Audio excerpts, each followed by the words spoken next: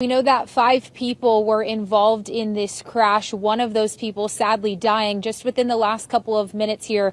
We've learned that inside of the plane that was parked here and was hit, no one had any injuries on board of that plane. But you could still see out here tonight, hours after this happened, still some fire crews out here. The airport is still closed. Scottsdale Fire says the left main gear failed on the jet that was landing. We have video showing the moments that led up to this crash. Let's take a listen to that again.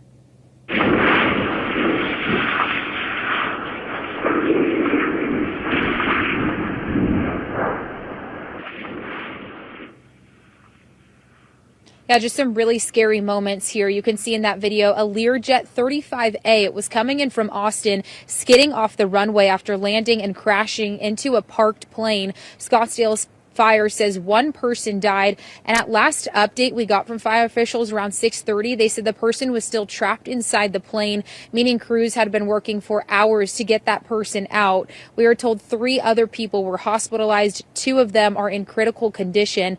Now, when getting here to the scene earlier, there was a gassy smell in the air. Scottsdale Fire says they had crews from Scottsdale, Phoenix, and Glendale responding to this crash, but also to make sure the surrounding areas were safe. We brought in additional hazmat units to clear the buildings, surrounding buildings, and get an all clear in those structures. And they also metered those structures and got 0 readings in those structures. Now, tonight we have learned the plane that veered off the runway was owned by Vince Neil, the lead singer of the band Mötley Crüe. His team tells us Neil was not on board the plane, but that 2 pilots and 2 passengers were inside. Tonight we are trying to learn their identities. Now, the NTSB is now taking over this investigation. There is still no timeline on when the runway will open back up here in Scottsdale. Once we learn some more about that and more on the people who were involved in this accident, we will make sure to keep you updated on air and online. We've got ones that can see. Welcome to today's show. It's not every day that airplanes crash on a runway, and it's certainly not every day that 2 quote-unquote celebrity airplanes crash on a runway. And of course, it's not every day that one of the celebrities whose plane crashed happened to have somebody on board who died, and the owner of that plane happened to be a well-renowned Satanist. So as you heard, Vince Neil of Motley Crüe, his plane crashed on a runway. He conveniently was not on board that plane, and there was a victim who lost their life. Now, we know of all the stories that are out there about plane crashes, the autonomous airplanes being pushed into normalcy, the air traffic controllers going and turning to artificial intelligence. Now, this could tie into those things, of course, with disasters on the runway, planes not being able to brake properly, one plane in one location it's not supposed to be versus another. Of course, we know how they've been pushing this with autonomous vehicles to get people on board with self-driving cars and how much safer it is and how those cars will automatically stop before crashing into anything. So I'm sure that ties into this as well, because every day that there's another story about planes crashing is another day that people get nervous about flying and want change to the infrastructure. But I'm covering this story because of the fact that it's Vince Neil whose plane crashed, and it supposedly crashed into Vince Vaughn, the other Hollywood celebrity whose plane happened to be parked in that runway. Of course, neither celebrity was on board of the plane, and there was a casualty. Now, for anyone out there that doesn't know, so why am I covering Vince Neil? Why am I talking about a self-professed Satanist? Well, anyway out there, if you don't know, Motley Crüe is notorious for being one of the more satanic bands out there. Of course, they get away with this stuff, as a lot of 80s bands did, because they think that it's some type of an act, and that's how they get ratings, and that's how people buy their records, because apparently Satan sells, right? That's one of the mottos that they put out there, along with the Satanic Panic, to get away with, of course, expressing and promoting Satanism out in the public eye, and then getting their followers on board to do things like wear upside-down pentagrams and yell and scream, shout at the devil, and hold up devil horns. This is just one of the album covers of Motley Crüe with the upside down pentagram. But I'll prove to you that it's more than just a show with these people. It's more than just using pentagrams on their album covers and screaming and singing and worshiping the devil in their lyrics.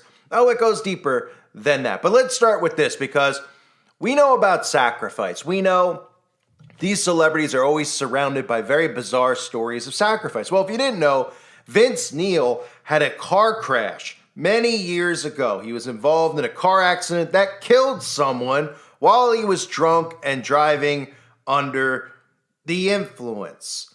Now, of course, like most of the time with these celebrities, whether it's Matthew Broderick or any other celebrity that's linked to a death, a vehicular death, they just seem to be able to get away with it and serve no jail time. In this case, Vince Neil was drinking and driving, killed somebody from drinking and driving. And what was his crime? 20 days in jail. And of course, that's because this is how this system works. When human sacrifice occurs, there's no price to be paid for any of these people. Now, Vince Vaughn has been on magazine covers doing the all-seeing eye, obviously covering one eye with his hair. We've seen them use the pentagrams on their drum sets before, even taking photographs, wearing shirts that say 666 on it. You could see them performing a satanic ritual under the upside down Baphomet pentagram. But really what I want to get into, since this is such a bizarre story about how somebody died, very reminiscent to how Vince Neil ended up killing somebody many years ago behind the wheel of his car and got away with it. Well, in this case, his plane just happened to kill somebody. And there's this tie-ins to Satanism, and we all know how human sacrifice works. So Vince Neil in this picture is with the Mötley Crüe band's driver. You could see this guy with the mustache in multiple photographs with the band, which shows his connection to these people. And in a recent interview that I covered a couple of years ago, listen to this about what he recalls in regards to driving Mötley Crüe around Hollywood. He said he recalls taking various members to creepy ceremonies and rituals around Los Angeles.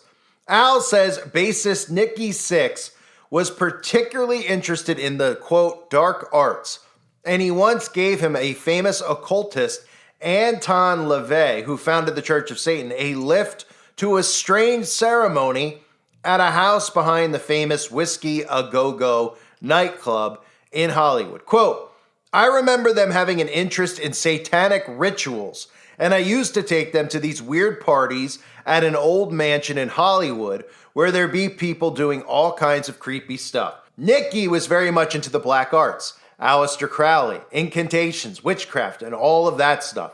I drove him once with Anton LaVey, and they were doing these weird chants. I had an intercom system, so if they put up the divider in the limo, I would just turn on the intercom and listen to everything that was going on.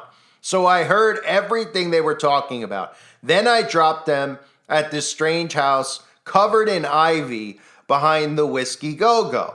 There was some weird ceremony there, and it was full of up-and-coming actresses, and they were all into this stuff. They were in circles, and there were candles, and blood, and horsehair, all kinds of weird stuff. At the time, I just thought, it's Hollywood. It's all a big horror show anyway. I said, you guys making a horror movie about witchcraft or something? But it seemed like serious business for them. Nikki would call on spiritual forces. I remember asking him, what's the deal with all this stuff? Are you trying to call on angels from heaven to guide the band? He said, no, I'm trying to conjure up demons from hell to guide the band. So I was like, so you're calling them up, not down. It was kind of funny. So that's an interview with their limo driver, who reportedly took them all around Hollywood to mysterious homes, which, happened to be covered in ivy so that nobody could find or see these locations that they were occurring in. And they make you think that these rituals were what? What does somebody think when they hear these satanic rituals? I know most people don't believe it. We have Aleister Crowley mentioned. We have Anton LaVey mentioned. Specifically, if you follow the teachings of Aleister Crowley, if you understand what he teaches to those who follow him, I should say, he talks about human sacrifice in his books that these people read. And they just said in this interview that they followed Aleister Crowley.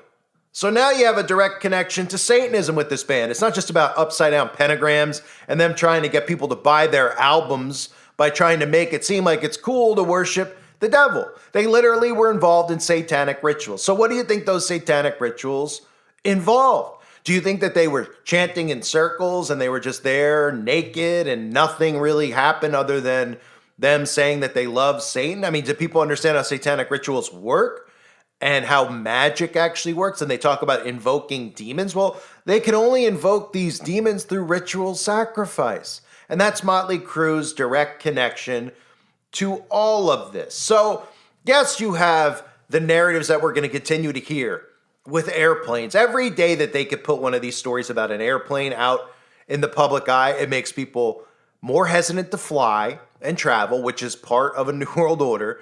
Okay, part of your carbon footprint, you're going to fly and travel less. It's part of getting autonomous aircraft to become normalized and AI air traffic control. But I find it awfully interesting that Vince Neil is once again involved in some type of bizarre accident, quote unquote, where he somehow miraculously survived the first car accident, right? As if maybe he was wearing his seatbelt and somebody next to him wasn't, and then he got a slap on the wrist for 20 days for killing somebody, drinking and driving. Not to mention the other victims in his drinking and driving case were left with severe permanent brain damage, right? While he continued to go out and sell albums and perform concerts. And now his plane, at a time where we know the government wants these stories out there about airplanes running amok, having breakdowns, veering off runways, crashing into one another, catching fire, nosediving out of the air, that somebody died, but he was conveniently not on board. Does it sound like a potential ritual sacrifice? Well, that's up to you to decide. But the connection between Vince Neil and Satanism is real.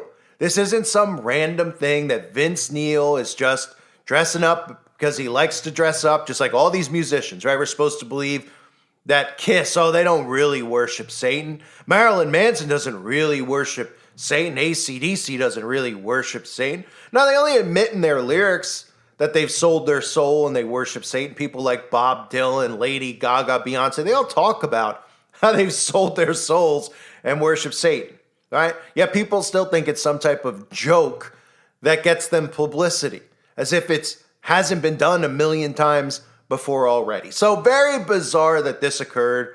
Once I heard this story and I saw it on the news, and I heard even Vince Vaughn was somehow involved, that his plane happened to be the other plane that it crashed into, I immediately thought of all these things I've covered in the past with Mötley Crüe.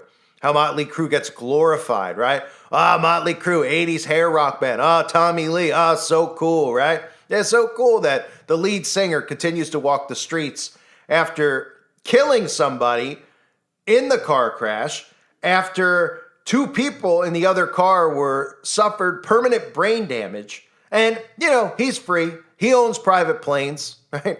That's how this world works. You don't hear anybody out there crying for justice for the poor victim of his car accident or the people who are suffering with permanent brain damage, because these Satanists remain protected in our society. So Vince Neil's plane crashes. You could decide for yourself if it was a ritual or not. But you can't ignore the facts that even his limo driver admitted to driving around the band, dropping them off at bizarre houses for satanic rituals, eavesdropping on them in the limo, listening to them talk about this, having Anton LaVey, the founder of the Church of Satan, inside of a limo with them. And of course, their obsession with Aleister Crowley, right? Guess those are all coincidences too, just like this plane mysteriously crashing and killing somebody on a runway. We're supposed to believe, right? I thank everybody for being here. Hope you're all doing well. God bless you and your families, as always.